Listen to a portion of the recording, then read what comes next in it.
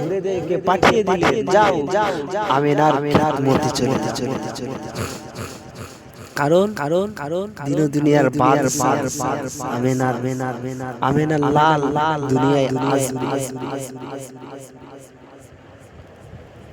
আকামাওয়ালা রাসূল দুনিয়ায় আসবে, আল্লাহ পাক পাঠিয়ে দিলেন, যাও আমিনার চলে যাও।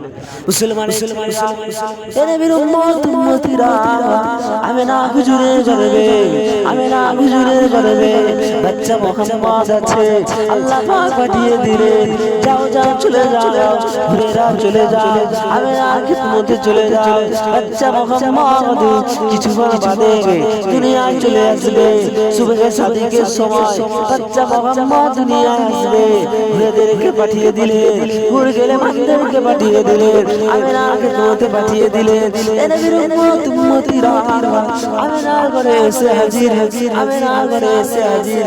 আমিনা চিন্তিত হয়ে বললেন, তোমরা কারা, তোমরা কে, তোমরা কিসের জন্য এসেছো, তোমরা কি করতে এসেছো?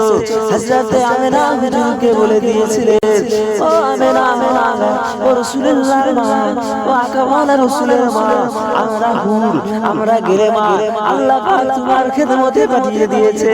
কারণ আকামাওয়ালা রাসূল দুনিয়ায় আসবে, হাবিবুল্লাহ দুনিয়ায় আসবে, মুস্তাফা দুনিয়ায় আসবে, রাহমাতাল লিল দুনিয়ায় আসবে, রাহমাতাল লিল আলামিন দুনিয়ায় আসবে। আল্লাহ পাক আমাদেরকে সেজন্য আপনার খিদমতে পাঠিয়ে দিয়েছে। মায়ার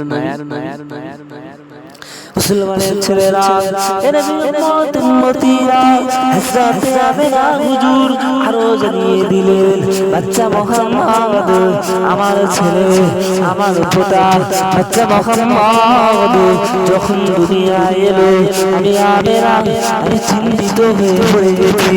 আমি আমিনা আমার কোনো কষ্ট হয়নি, আমি আমিনা আমার গুসা বেদনার কষ্ট হয়নি।